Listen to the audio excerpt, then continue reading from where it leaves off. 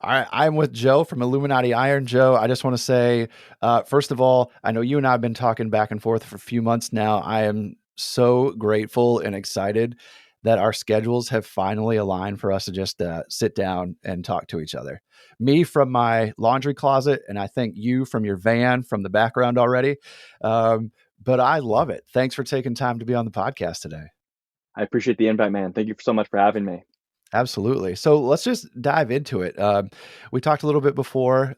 Most of my podcast has had military members, and you are no different, being a Navy veteran.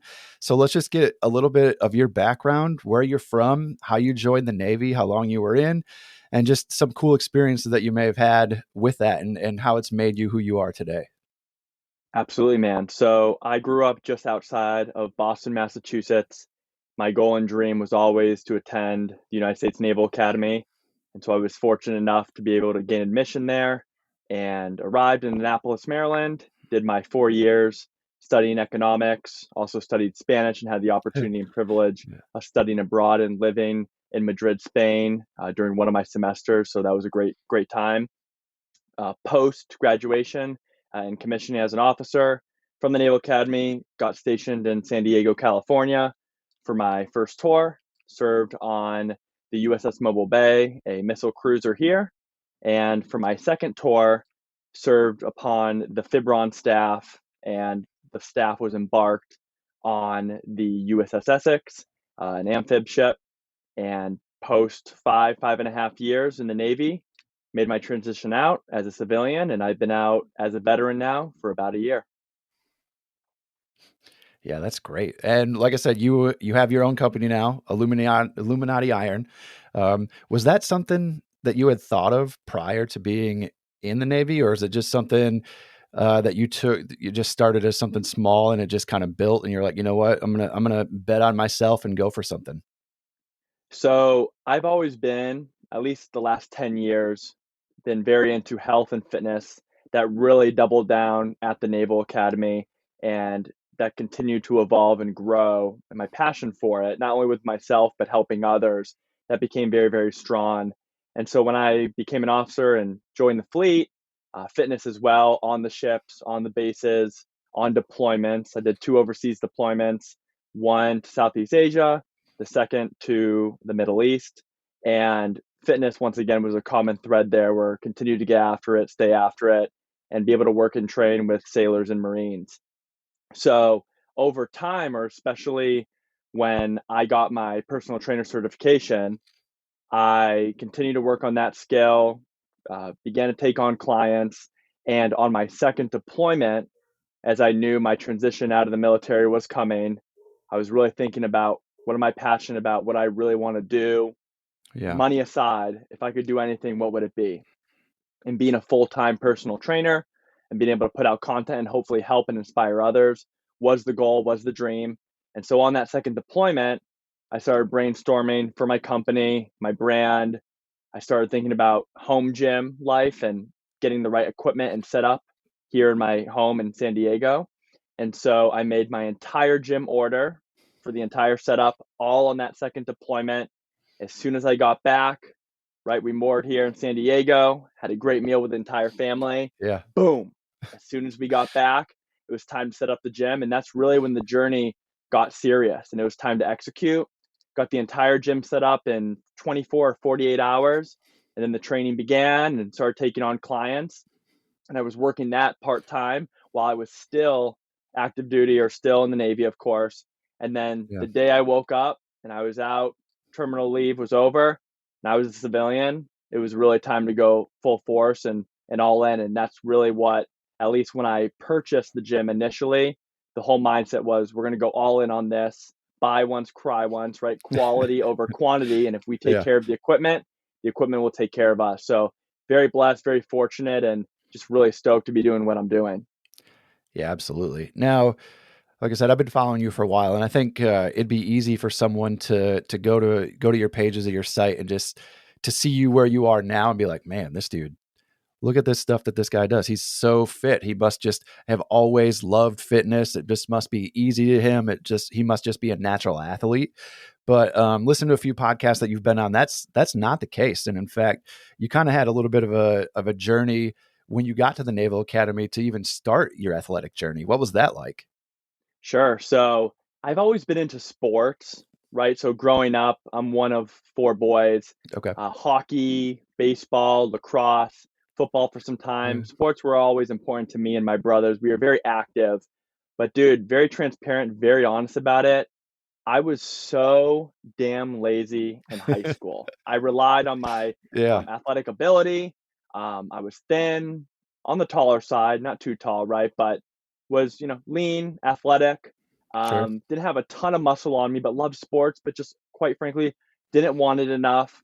Was lazy, loved playing video games and wolfing down Sour Patch Kids watermelon like it was my job, and had a lot of good time Yeah. and memories there, but I wasted a lot of time. Yeah. And when it became real that I was going to the Naval Academy, and I was joining the military, right? And here we Right. go. Yeah. Then it clicked on, and I started getting into fitness. And I did a postgraduate year Okay. after high school. So I went to public school for 4 years and then did my victory lap, so to speak, as a postgraduate at a school in Western Massachusetts. Did that 1 year. And in that first year, or the only year, right before getting to the academy, that's when I really, like I said, started to build and get into fitness. Had no idea what I was doing, but trying to learn from people Right. and take slow steps and progress. So I started putting on weight, getting some muscle on me, was feeling better. And of course, came to the Naval Academy, and fitness only got more serious and evolved there, not only as a plebe or as a freshman at the school, but all the way through until my senior year, and really worked hard during my semester abroad as well with the gyms in Spain to really take my fitness to another level. And so each year got more and more serious. My passion, my love for it grew. And, of course, getting here into San Diego, there's obviously a lot of great gyms. There's a big fitness scene here. A lot of my friends are also active. So having great gym partners, also learning and being comfortable to be able to train by myself and alone and be able to garner motivation or, create motivation, especially when that starts to fade or is non-existent. I got a lot of experience with that. And sure enough, through the highs and lows of my time in the military, when things were going great, when things were going not so great, I always turned Yeah. to fitness as a healthy outlet. When obviously eating, crappy food or, engaging in alcohol, so to speak, can be an outlet that people choose. I really trusted and believed that taking care of my, physical health would, of course, lead to mental and emotional health improvement as well. And so that's something that I've always stood by and really tried to help other people as well. Once again, going through highs and lows, to be able to turn to fitness, whether it's 10, 15 minutes a day of moving your body or an hour and a half, 2 hour workout, regardless, just moving works wonders. Absolutely. And you talk a bunch about sweating out your demons. Is that part of what you're alluding to? Is here's some of the negative traps or things that I could get into, or for many of us, we've done those things. We've turned to food, we turn to alcohol, we turn just to sleep or zoning out on Netflix for hours, right? Sure. Is that the same type of mentality of, I'm gonna take this, I'm gonna go sweat some demons, I'm gonna turn from the bad, accept the good, and just move at least just a little bit to turn on some of that good stuff? Yeah, man, absolutely. So we always talk about it, right? That demons come different Yeah. shapes, sizes, styles, and kinds, right? And so demons could mean, you know, some unhealthy food, um, for people, drugs and alcohol, excessive use of really anything, right? Or getting over the top, or, like you said, mentioning sleep and really need to get off your ass from the couch. Or it could be, Yeah. of course, like trauma and people Sure. going through a lot of, tough things in their life. So whatever it is that gets people down, has them not feeling great, the demons are something that, are there for a lot of people. Once again, different severities, but ultimately, what I've seen not only in myself and others is that if you can continue to trust the process and realize that I will be better for this movement or for this activity, it doesn't even have to be weights, right? Could be calisthenics, Yeah. could be yoga, Pilates, hiking. I know for me personally, rollerblading is a Yeah. great way for me to sweat the demons out, right? And afterwards, once you realize that you always feel better, even if it Yeah. wasn't the best workout of your life, but damn, I just feel better. I feel good. It creates that positive reinforcement that the next time you get yourself in some shit or you're not feeling great, hey, I can turn to the fitness here, move my body, and feel better afterwards. And when people go through traumatic experiences, whether it's the loss of a loved one, whether it's someone you know and care about, being diagnosed with a disease or illness, maybe there's financial stress, whatever it may be, turning to the health and fitness and being able to stay focused and trust it, even though you don't feel like it really does some amazing things, man. It's helped me out through the darkest, days of my life thus far, when morale's really high and everything's going great, right? It's super easy to stick to a routine or, stay disciplined when everything's going well. But it's during those, dark times or when things are going low, hey, do you practice what you preach, or are you able to really dig deep and make it happen? That's really the true test. Yeah, absolutely. And you sum it up. There's a phrase you always you always say, no one cares. Like we got to do it anyway. No one cares. Uh and that for me, when I hear you say that, or you post others when they're doing their stuff, it's just one of those things. You're not going to be motivated every day. Like you're just not. Um I think I found your account because Dave Castro tweeted something or tweeted or did an Instagram where you were doing an intense workout. And when I say intense, I don't just mean um, one little thing like, oh, here's this dude going to go do a marathon. I mean like 3 or 4 Murphs back to back to back to back, unstoppable, right? But when you go look at your stuff and you see who you're about, you're not this crazy dude on the internet that just does weird workouts. It's literally a small thing every day, compounded with nutrition, sleep, stretching, and Mm-hmm. of course, getting your body movement in. So, how do you take all that and then you just decide, you know what, here's a new challenge that I'm going to try?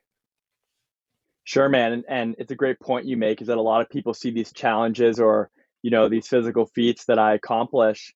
And a lot of the times, they only remember those things and they think that Right. that's what I'm doing every single day. And it's not the case. There's so much that goes into, performances like that or those grueling tests. And it all starts with the little things. And that's where I Right. preach in my page, is that it all comes down to the small details and the things that we can control, right? Because there's things we can't control, there's a lot of things we can control. And I think when people really look at it, and you have to be, I think there's a level of self awareness and an ability to leave the ego at the door and really have an honest, conversation with yourself. If you're doing everything you can to get the results or to get the output that you want or that you desire. So for me, off the top of my head, water, like hydration, Yeah. something that most people, right, are chronically dehydrated. So like, could you double your water intake? Although you'll be going to the bathroom like crazy the first week or two, your body will adjust. And now when you're hydrated, you'll recover better, you'll perform better, you'll feel better, and of course sleep better, right? That's another thing. Sleep is such an important aspect of this, right? And a lot of people aren't recovering or practicing good sleep hygiene. I'm definitely not perfect with it, but when you start putting time, attention, focus into these smaller details, it enhances the way you feel and Yeah. enhances the way you perform. And so if you scroll back on my account, you can literally see it as I'm an open book. Is that a Yeah. lot of these challenges, a lot of these things that I'm doing, it all started maybe with like smaller numbers. So a lot of people will see that like I did a triple Murph, right? Or that I did 2,020 pull-ups in a single session, right? All that started maybe with me trying to get that first Murph, right? You Right. get one Murph, or maybe you start with 100 pull-up marathon, and maybe you can only do sets of 10 or sets of 5, or maybe even just like one, pull up, so to speak. Only one pull up, which once you get one pull up, that's the hardest part. With good form, all the way down, all the way up, are you able to do one pull up? Because if so, the hardest part's behind you. And now it's just about practice. And so, Yeah. what I hope to show people through my account is that not everyone should have the same goals or dreams or aspirations that I do, right? Everyone's different, everyone has different goals. But ultimately, if you want something, attack it with tenacity, or at least once again, keep it into perspective of that the output you want, are you putting in with your input that appropriate amount of effort, work, and discipline? And it's really amazing and crazy. Like if you practice the basics like push-ups, pull-ups, air squats, if you leave ego at the door with weight, you focus on form and just do the best you can with the small details outside of the gym and your fitness, everything compounds and momentum is Yeah. absolutely powerful. And once you get positive momentum going your way, you know, in my mind, nothing can stop you. And there's a lot of people that put limits on themselves, and Yep. hopefully them seeing truly in my mind an average, mediocre gene type rascal, you know, at least working and doubling down on the basics and taking his health and fitness seriously. Hopefully that gives other people the confidence, whether they were blessed with genetics or not, or whether they come from, a lot of money or no money at all, that it doesn't matter what your name is, your financial status, the color of your skin, ethnicity, right? It all comes down to, are you willing to work? Are you able to leave the excuses at the door? Because ultimately, like you mentioned earlier, and how I talk about it on, my stories and my content, is that literally nobody cares. Like, we have all these excuses all the time Yeah. that we could use or pull, and literally nobody cares. It's binary. Do you get it done or do you not? And it doesn't mean to be reckless and to not listen to your body, or, oh, I saw this one person on social media doing this workout or pulling this weight or bench pressing this weight. Oh, I'm going to give it a try. No, look at what your strengths and weaknesses are, enjoy your strengths, practice your strengths, but then ferociously attack those weaknesses. And over time, weaknesses can really actually turn into strengths. Yeah, absolutely. And one thing that I've kind of been meditating on, and so taking that portion, and then I've been adding to it as well, not just in a gym aspect, but like I'm going to grad school right now, so homework aspect, or Nice. yeah, or no, just the kids and wanting to play and do stuff like that. Like the thought in my mind is, what if I don't self sabotage myself Mm, in this moment? And so, when you get tired or you want to take a break from your nutrition plan or you want to binge watch that show because you're just tired and you can't do anything else. Well, the thought to add with nobody cares or no one else is coming is, what if you just don't sabotage yourself right now? absolutely. Self sabotage, very, very dangerous. And I think it's honestly natural in a lot of ways for people trying to take the path of least resistance or trying to avoid, the truth or the honesty that they can be better, that they are better than what they're Yeah. doing. And that can be very, very difficult. And I know for myself, there's a lot of times where I try to give myself an out, or because of what's normal or what like most people would do, you think, oh, this is probably the right decision or the best path because this is what most people would do, right? And so I try to Right. look at my situation. I can only speak for myself, right? But, you know, there's been times where I do love traveling and have had amazing opportunities, both in the Navy and outside the Navy, to travel throughout Europe, of course, the Middle East and Southeast Asia on those deployments. And then, of course, going down to South America, I got to go to Medellin, Colombia, some other cities in Colombia.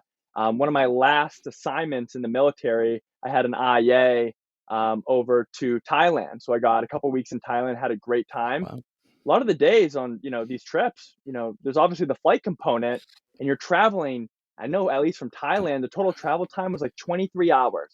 And I remember sitting Yeah. down on the plane in the airport, just being miserable and tired. And I got home after like 23 hours of traveling. And it was late at night. And, most people would say, hey, not the time to work out. You're tired. You've been traveling. Give yourself a break, go to bed, maybe attack it tomorrow, the next day. Like jet lag, that's tough. That's hard on the body. 100% sucks and it's hard on the body. But who says you can't get in there for 10, 15 minutes, open up the body, sweat some demons out, have a Yeah. great shower, great meal, get to bed, get some good sleep, and then boom, the next day you look back and maybe have some pride in yourself and go, damn, I was able to get in there 10, 15 minutes, get on the bike, or maybe do a quick jog, or damn, maybe I was able to do an hour, hour and a half workout. I felt fantastic all afterwards, right? Like always better afterwards, and was able to set the tone as soon as I got back to get myself in the routine. Because what ends up happening, I know this with myself, if I blow off that first day or the next day I come back, for example, 1, 2 days turns into maybe for people 1 week, 2 weeks. Yeah. So to completely avoid the temptation or trap to take your foot off the gas, jump right back in, do what you can, right? It doesn't have to be anything insane or stellar, but literally do what you can and evaluate afterwards. Hey, was that worth it? Do I feel better afterwards? Hey, how was that night's sleep? Did I get enough? You just basically break down and analyze everything to go, hey, I'm capable. So now the next time you travel, and maybe I get back from Colombia and, it wasn't 23 hours of travel, it was only 10 or 11, Right. right? Oh, well, at least it wasn't 23 like when I flew back from Bangkok. Hey, this is manageable. I feel Yeah. good about this. Or boom, I'm getting back from South Carolina. Travel time was only 7 or 8 hours. Oh, once again, not as bad as that trip to Bangkok. I feel good to get after it. So it instills confidence in you that you are capable because everyone is. Whether you believe it in yourself, sometimes you have to put yourself in these situations and push through to come out the other side and realize, hey, I am human, but I am capable. Yeah, totally. And like you were saying there, each way is compounding. The positive things that you're going to do into the next one, like you said, build momentum. You got home and did a short little workout, sweated some demons, and like you said, it totally changed your attitude and your thought process and your rest for that night into the next day. If you and then but going the same way the other way, and I certainly know this too, once you start making some of those negative choices, too much food, alcohol, that's one of mine. One day turns into 2 days, and then the next thing you know, it's a week or two later, and you're just like, what am I doing? Mm, Because you weren't making those positive choices. And then the negative starts to compound on itself. absolutely. It's the screw it or the F it effect. So Yeah. whereas people maybe for a day, 2 days, a week, a month, whatever it may be, they lose that momentum or they fail in generating enough of it to get them in the routine. And then they're hard on themselves and Yeah. very, very difficult and say, oh, well, I already ate this meal or I already had this many beers. Ah, screw it. I'll just do this or I'll do that. Or, oh, it's already been a week or a month since I jumped out the program. Uh, whatever. Instead of like jumping right back into it, accepting that maybe they fell off or took some time off, and you have to actually feel it inside. You can't be listening sometimes like to even a podcast, like a conversation we're having here, or seeing like your favorite athlete in an interview talk about the grind or getting after it. Like a lot of these times, you have Yeah. to feel it inside of you to realize, hey, I maybe let it go here on this trip to Austin or to Vegas or went crazy on this bachelor party. Okay, I'm back home now. I let it go. Hey, the past is the past. Day one starts now. And you get back on it. And when you're able to get back on it and once again generate that momentum or get into that routine, you just need to keep repeating day in and day out. And that's really the key to a lot of this in terms of at least with Yeah. what I've done. Um, building, the company or the brand or being able to expand on my fitness and do these challenges and add to my health and fitness and overall well-being. It all started right with just a certain level. And then through the compounding, forces of momentum and consistency, right? Like practice, Yeah. consistency, getting everything going in the right direction. Once again, through experience, you're able to look back and go, hey, this works, this doesn't. And everybody's bodies are different. Everyone has different goals, schedules, obstacles, right? Everybody's different. So there's not one way to do it, but you can kind of take away different things from different people, people who have found success or people that you admire, look up to, or maybe people you trust. You can take things from a bunch of different people, craft to see what works best for you, and then go from there. Yeah, absolutely. And I think that works with a lot of stuff. I know even people that ask me what I like to do for workouts, I always tell them, listen, you're not going to like what I like to do. Mm, Like, even if you like some of the things that I like, you're not going to. You can come try some things. I'll show you some stuff, but find something that you like and do it a little bit. And then if you find out you do something you don't like it, go do something else. 100%, man. Totally agree. And I think a lot of times too, people also think that they have to be 100% all in 7 days a week Yep. or nothing. And it's not really true. And a Yes. lot of times, the people that I talk to or I work with here in the gym in person, or of course, virtually online with my clients, what I try to tell them is how many days a week do you have time for how much are you willing to put into this? If it's Yeah. one day a week, we're going to optimize that one day a week. If it's 2 or 3 sessions per week or whatever you can do, that's what we're going to do. So we're not going to lie to ourselves here or jump too quickly too into it and burn out. So I want you to do, and this Yeah. goes of course with nutrition or with a diet, is what do you think you can do for the next 6 months or for the next year, or be able to sustain in terms of longevity? Right. Once again, if you can't, then we need to craft or maybe take a look at the approach here, the execution, because you're going to burn out or you're going to completely just throw it to the side when things start to get difficult. And that's Yep. the big thing about diets and these fads is people want that quick, really quick outcome or that quick change or seeing, what they really want to come, right away. And it takes time. There's an aspect of patience in this too that you have Yeah. to understand, accept, and fall in love with the process because you'll get to where you want to be. It may take, with whatever goal it is, right? 3 months, 6 months, 5 years, 10 years. And you ask the people that have found, great success in doing things. Once again, whether it's in fitness or not, a lot of them will tell you, I Yeah. was working, whether people saw it or not, for X number of hours or days or years, whatever it may be, I was working and all the success I've had now led to that work and that grind. And that grind looks different for everybody because some people can't imagine working 5, 8 hours a day.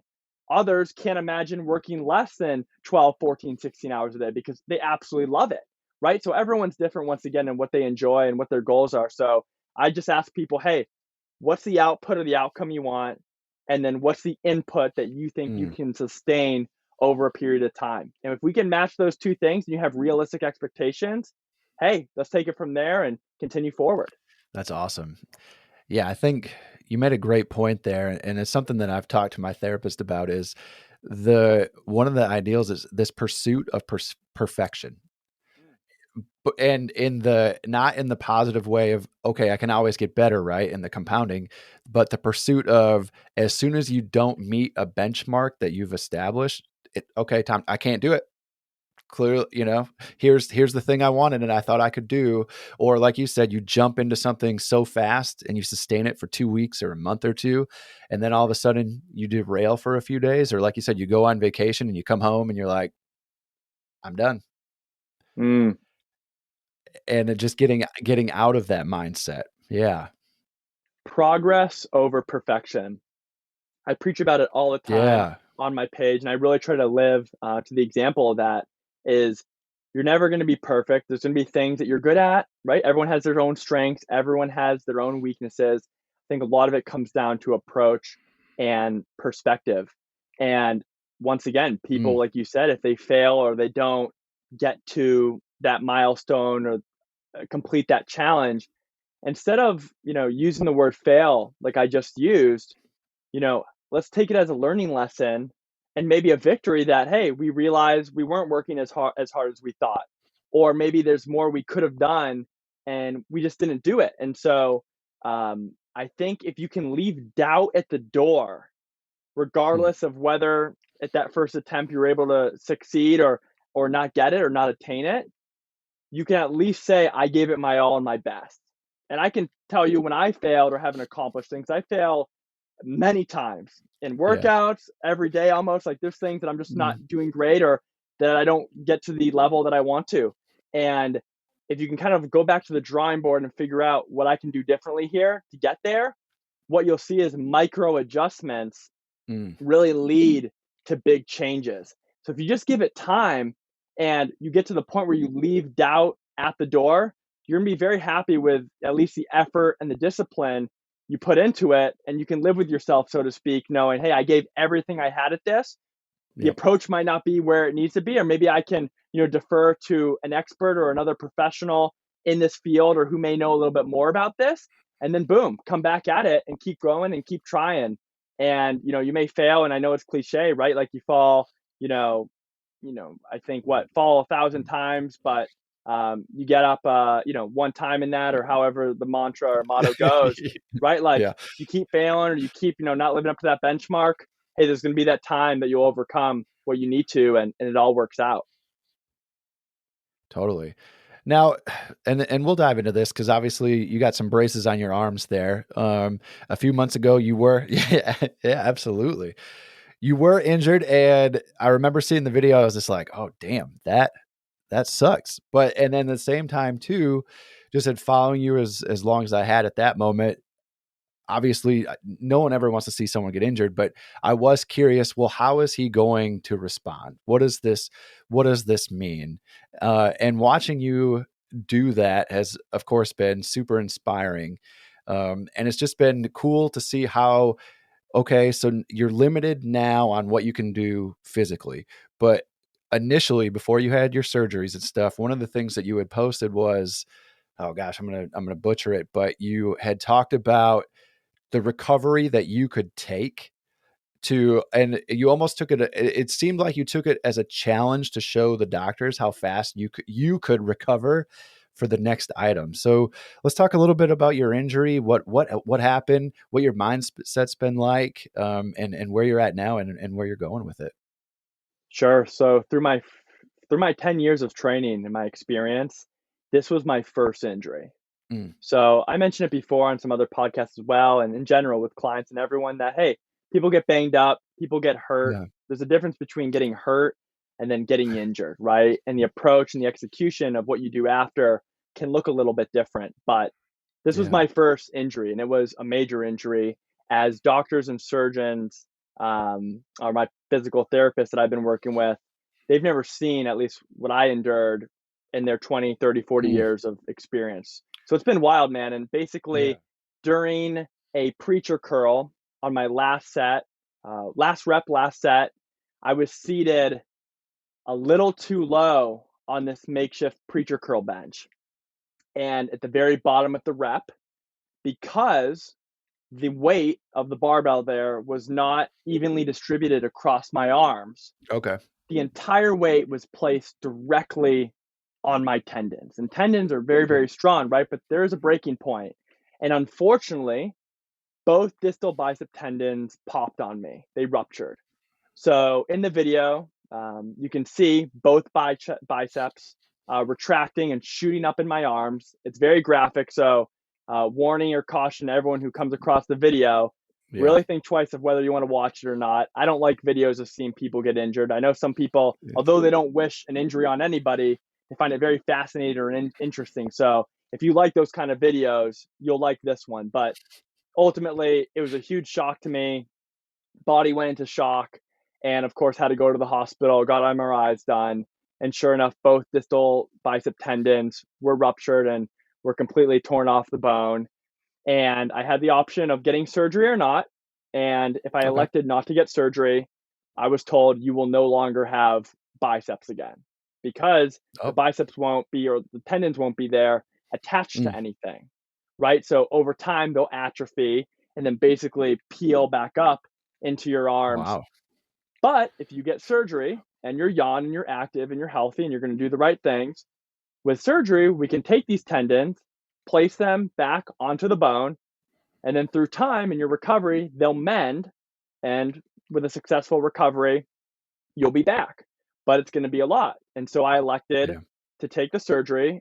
Once again, I'm 29 years old, and having youth on my side, at least for now, and good health, I decided to tackle this recovery just as ferociously as when I was healthy or pre-injury, right? Mm, And so it's definitely been a learning lesson. The perspective I've gained, not only in other people and those who have had injuries before me or currently going through other types of injuries, the perspective has been absolutely invaluable. But I've learned a lot about myself, how I've dealt with this type of stress, the unknown, not knowing what's to come. Sometimes, doubt does creep in your mind. And, sometimes throughout this, I've been scared because it's crazy to think and look back to what I was doing and where I was. And now, of course, both arms basically being out of commission now for the last few months, it sucks to see so much of your hard work and everything you were doing get temporarily put on pause. yeah. And of course, performance, especially when I started getting into my lower body training, just doing what I could, you can just see when you take time away from training and being able to get after it and stay after it, performance drops, or Yeah. your energy level may drop, or maybe that enthusiasm or motivation isn't as high or strong. It's okay. And you have to understand and accept that, hey, I can get back to what I'm going to do. It's going to take work. No one's going to do this for me. So if we take it one day at a time and control what we can control, over time, we're going to see improvement. And I want down the road to look back and go, hey, I gave it everything I had and I left doubt at the door. Yeah. And soon enough, like for all of us, we can't stop time. Time keeps going. So in a year from now, I try to think, or 5 years or 10 years, right? I want to be able to look back and go, wow, like I can't imagine, I can't believe that much time has already gone by, or wow, a year's Mm. already gone by, or damn, it's been 5 years since the injury. Since I tackled it in the recovery the right way, I'm able to do the things that I love to do. Because ultimately for me, that's my goal. That's my dream, is doing the things I love, not only right now in my 20s and my 30s, right? But in my 50s, 60s, 70s, still being able to do daily activities, play with kids or grandkids, stay active, stay mobile, and have the endurance to tackle life once again through the highs and lows. And when you see living examples or other people who are doing just that, right? They're 40, they're 50, 60, 70, even 80 years old, still moving, grocery shopping, going to the bathroom unassisted, doing Yeah. evening walks, hiking, being in the gym and doing pull-ups or push-ups, right? You start to see that the common thread with a lot of these people is that they listen to their body. Whenever they got hurt or injured, they took the necessary steps and precautions, and they stayed consistent throughout their entire time of activity. And so I'm hoping to do that same thing. I'm not perfect with it, of course. Obviously had this setback here, but like we always talk about, right? There's no comeback without a setback. So I lit a extra fire in my ass here and said, hey, we're going to show, not only myself, but others that, hey, you are capable, no matter what type of injury you suffer, whatever setback it is. Hey, you're capable. Let's push through this and we'll be better for it. Yeah. After your injury now, though, what's something maybe, because obviously you were mentally prepared to go through the recovery phase, but what's something that's come about that maybe you weren't expecting, or was a little more challenging than you had anticipated? That's an excellent question, man. And, at least to tackle the recovery here, I can't tell you with a straight face or look you in the eyes and tell you that I was fully or 100% prepared to Mm. tackle this recovery ferociously. It's been a huge, huge learning curve, and it's been a huge reality check to be able to, I wouldn't say leave ego at the door, but to understand and recognize that like I need help Mm. and it's okay to ask for help. I always Yeah. pride myself in being an independent person. That's just who I am. I love, spending time with other people and doing activities and hanging out and spending time with others, right? But I also enjoy doing things on my own and doing like we talk about on the story all the time, right? Doing some soul searching or traveling Yeah. alone or being able to go on runs or, meditate or do whatever it is by myself and feel comfortable, being alone. That's cool too, right? And everyone has a different style with that. But in the fact here of the injury that, you know, there's so many things that I lose the freedom in, especially like right after the injury or right after these surgeries. I've relied on, other people to shower myself, for example, right? Or Yeah. to get a ride from point A to B. So although I can like walk and move because I still have my legs, of course, right? I can walk and get from point A to point B, for appointments, to get out of the house every once in a while, especially in the beginning, I relied on others. And for Mm. me to like burden them, so to speak, or to be, annoying to have to ask for help, even though these people who love and support me absolutely had no issues, being there for me. I hated having to impede on, their lives and Mm. my mind, so to speak. So being able to realize that there's a lot of people out there that share their love, their support, that they want to help, to be able to accept that love and that help and support in a time when I need it, that's been something I've had to learn to do. And I'm still not 100% perfect with it. But I very much pride myself in being independent. So I think that's one of the biggest things with injuries in general. And there's a lot of people, right, that have experienced crazier, like definitely more difficult injuries than I have, or getting into car accidents, or maybe overseas in the military, losing limbs completely, right? Or maybe getting paralyzed. Like there's a lot of people out there going through a lot, and we all have different injuries. It's not to downplay anyone else's other injury, right? Because it's all about perspective, or at least experience of what you've gone through. But Yeah. there's a lot to go into it, and I would tell you that to answer your question, that being able to accept my lack of independence or freedom temporarily Mm. right now has been something I've really had to work on and really kind of like let my guard down on. Yeah, that's really cool. And especially, and this leads to my next question. Um, a lot of your posts and a lot of your fitness activities, you're either working out with others or you'll take a rig and you'll go to the beach and get others involved. How important for you, not only in recovery, has the Illuminati Iron community and just the fitness community and your friends and family meant to you as you recover? Dude, my followers, everyone on the team, the support from family, friends, complete strangers, it's meant everything. Not only with the surgeries and getting done with the repairs, right? But afterwards, everyone being in my Yeah, corner, it's been nothing but love, positivity. I can't thank people enough. I'm super thankful, and I wouldn't be able to do what I'm doing now without all of you. And especially when times get tough, right? I lean towards and feed off of other people. Not only, their well wishes and their love and support, but just seeing other people do well. I yeah, love seeing other yeah. people do well, and especially within the health and fitness community, people tackling their demons, moving, overcoming obstacles. I get super fired up about that. So just because I can see people and watch people in person or on Instagram or on social media, because I can't do anything with my upper body right now, or I can't do pull-ups or push-ups or, deadlifts, so to speak, being able to see other people do it and do it well, I'm happy for them. Of course, I'm jealous, right? Like I wish I Yeah, could do those yeah, things right now, but I trust and understand that those things will, if I put in the work, come back to me. And I think I'll have even more gratitude about being able to move my body. I was always pretty grateful about having the health and the level of fitness that I did, but I right. think I'll have even more gratitude now when I get my upper body back. And I feed off of and get fired up the entire community, the entire team. Like I said, making progress, not chasing perfection, but making progress and getting better because ultimately it is you versus you. And if you're able to identify your strengths, your weaknesses, and double down on the weaknesses to be able to get better, it's really, really amazing to see people grow.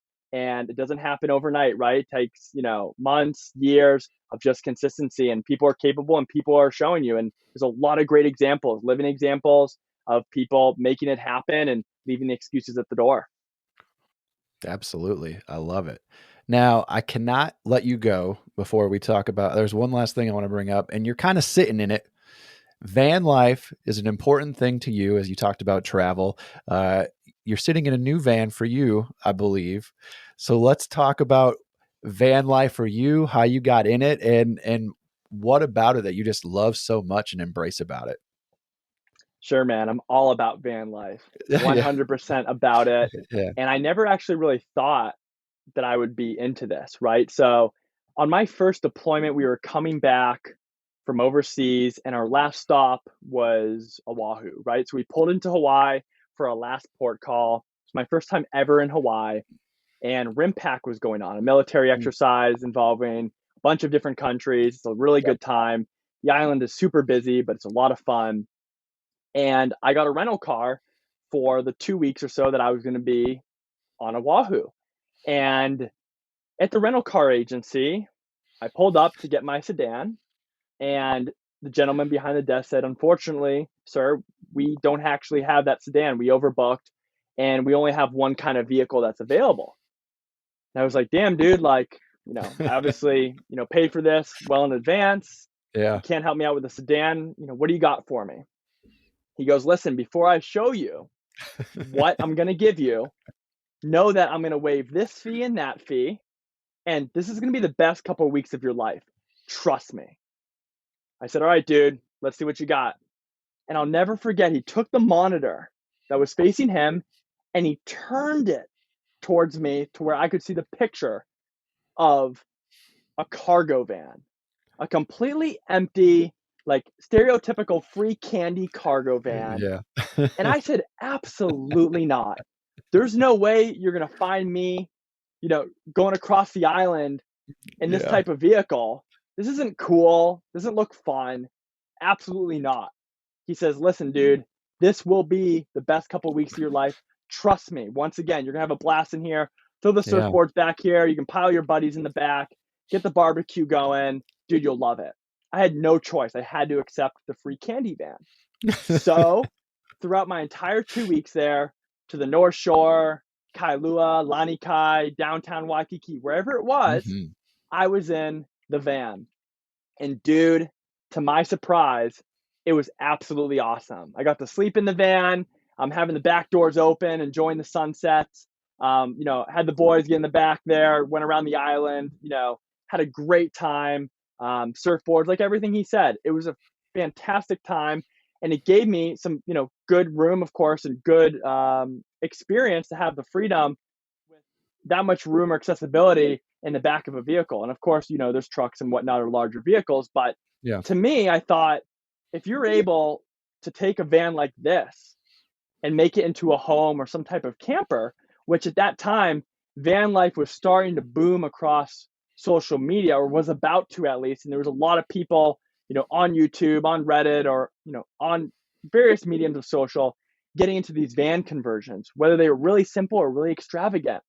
And after that 2 weeks, as we sailed away from Hawaii, I said, if I ever get the opportunity to own a van and do this Yeah. in Southern California, I'm taking it.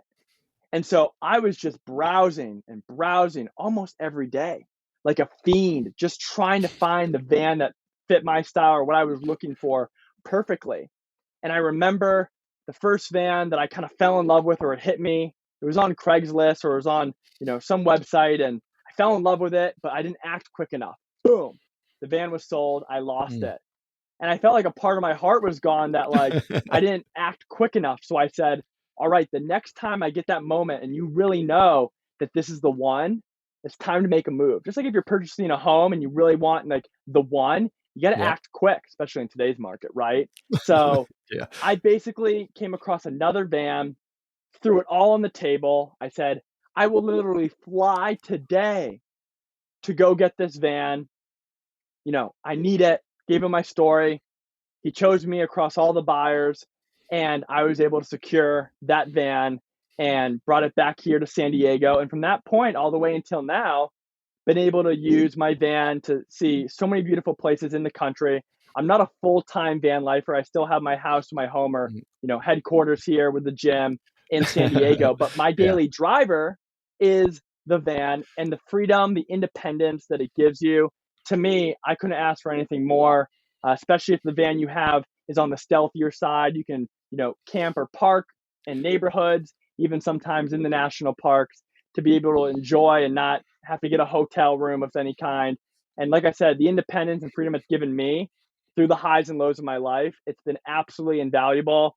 And I was able recently to upgrade here with a new build, and this one is even better and has given me a lot of love. And I cannot complain. And I honestly cannot imagine at this point not having a van. And when you're able to really kind of, accept or kind of realize that like you need to get the vehicle, whatever it is, that's best for you, and that nobody really cares like what you're driving. They may like, Right. give you some slack or, make fun of you or joke, but ultimately, whatever you want to drive, go drive it. Like whether it's a smart car, a truck, a sports car, whether it's a van like this, live your truth, do what's going to make you happy. And honestly, who cares what someone else thinks? Because there's always going to be people, not only with, of course, van or van life, but within health, fitness, Right. different professions, the education you decide to get or the major you want to study. There's always going to be people, like the clothes you wear, anything. There's always going to be someone that has a problem with it. And that's not usually a reflection of you and what you're doing. Oftentimes, it's people's own insecurities and you reminding them what they're not doing, or they're not chasing their dream or living their truth, and being able Yeah. to understand or accept or not accept that someone else is doing what makes them happy and what they love. That's hard for a lot of other people. So you got to do what's best for you. And for me, at least, this van was what was best for me, and I could not be more grateful. I love it. You talked about the dependence factor that you've had during your injury. So how good did it feel just on a personal level for you to fly out and drive that thing home? It had to just be another notch in the belt of just recovery physically and mentally of something that you just got to go do that you love so much. Absolutely, man. I definitely had to put driving on pause after these surgeries Yeah. here. Had to really allow the process in the body, and of course, the tendons here to mend, and did not want to disrupt that in any way, shape, or kind. Right. So for me, having the independence to be behind the wheel again and then to be in some of these amazing places, dude. I think that's one thing like that a lot of people, right? They love to do in trips and travel outside of the United States, and there's a lot of great countries, a lot of great things to see out there, and other people, other cultures. It's all amazing. A lot of times too, though, a lot of people will go travel outside the states, but they don't ever travel within the states. Yeah. And that's one thing I recommend or urge people to do is, hey, go see other countries, go learn about other cultures and people, but also take the time to see what we have here and the national parks, um, different cultures, different people here in our own country, understanding different views and beliefs and everything. I think it's really powerful. And when you're able to get to these national parks and really get into some of the nature, it's really, really, what's the right word I would say? It's refreshing, Mm. and it definitely provokes a lot of thought and bring stress levels down to where you're able to kind of analyze, look at your situation, and allow you to express or to be able to practice gratitude for where we are and where we live. And I know, especially in a climate and with a lot of chaos and stress in the news and everything going on in recent years, I think it's really, really important to get in tune with nature. Once again, live your truth, travel, and to be able to be grateful and see the country that we live in. And not every country is perfect and has everything's going 100% the right way, right? But there's a lot of things that are done the right way, or a lot of things that we have here that we can be grateful for, and that perspective I think is important. Yeah, I would 1,000% agree. One thing that I truly, Drew, appreciate and am grateful for with being in the military is the amount of travel and places that I've gotten to go. You mentioned being on Hawaii. That's where I'm now, and like you said, it is absolutely amazing here. And honestly, my gratitude days are almost daily because I'll get up early some days and go out for a walk, and the stars will be shining or the sun will be coming up, and it's just you can't. Every day I'll just stop for a moment and just be, because it's so beautiful. And like you said, there's so many opportunities still in the States for you to drive a few hours away and still take in some beauty that you just wouldn't even know that was there. Absolutely, dude. Couldn't agree more. 100% jealous of you in Hawaii. Absolutely love it. All the islands there have different styles, different feels, and especially if you're active and you like getting outside, there's no Yeah. better place. So I've had multiple trips to Hawaii. Absolutely love it. Could definitely see myself one day living there, or at least for an extended period of time. There's so much to offer, and great Yeah. people, great food, of course, great scenery. And yeah, it's amazing, man. It's crazy when you're able to really take a step back and once again see that there's a lot of things not too far, at least on the mainland of the states here, right? There's not too much that's out of distance or out of reach. There's a lot of things that we have accessible to us that oftentimes we take for granted. Yeah. And I think taking, your scenery or your situation or your place where you are, I think it is common at a certain point to take it for granted, but it's about, be able to snap out of that and really be able to take a step back every once in a while and realize and kind of shift your sights to, hey, I am where I am right now. I should feel, lucky or grateful. Not only am I alive, but I'm in this beautiful spot. And it's something for sure when I first got stationed here to San Diego, with all the national parks and all the great things that are within a few hours away, there's a lot of things that I took for granted or did not venture out. Mm. And I explored San Diego and took advantage of being where I was living in Pacific Beach and Mission Beach and being near La Jolla, just absolutely gorgeous. But like you said, a few hours away, there's some amazing places. And I urge everyone, like we talked about, just get outside, move the body, and realize that hey, we're lucky to be here. Nothing is guaranteed in life. Like tomorrow is not promised or guaranteed. So, when they talk about hey, live every day like it's your last, it's once again, it's cliche, but at the same time, I think there's a lot of truth to it. So if you can get a micro victory every day and learn Yeah. something and get a little bit better in whatever way or manner that is, I think it's super powerful. And if you can do that enough times or enough days, it's funny over time where things can lead to. Absolutely. And Joe, I just want to say thanks for taking the time today to have this conversation with me. I absolutely loved it. I can't wait to follow you some more anyway, and see you on your journey of recovery, and see you take it to the top, as you say, and just see Illuminati Iron continue to grow.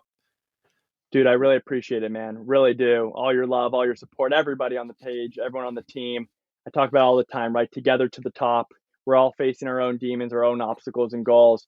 But like I said, seeing everybody do well and just, seeing progress in their own lives, or even getting obstacles or tough things thrown their way, to see people overcome that.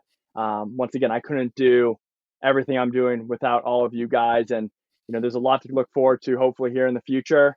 Every day with at least my recovery, we're getting a little bit better. We're learning something, and I'm doing my best on Instagram here to be able to share that with everybody and document, right? And I think that's really important too with social media in terms of keeping it transparent, keeping it real, is once again documenting, and hopefully me showing the highs and lows of everything I'm going through.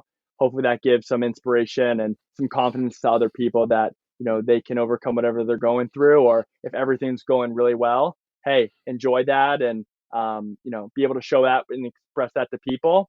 But as soon as things maybe take a separate direction, or life gets hard or tough, hey, show people that, because a lot of people can see through the BS, or can Yeah. see when you're trying to craft a certain narrative, right? There's a lot of that, enough of that, I would say, on social media. So keep it real, keep it transparent, and that's what our team's all about. So we'll keep grinding and let the work do the talking, brother. I love it. And I'll put it in the show notes, but where can people reach you at?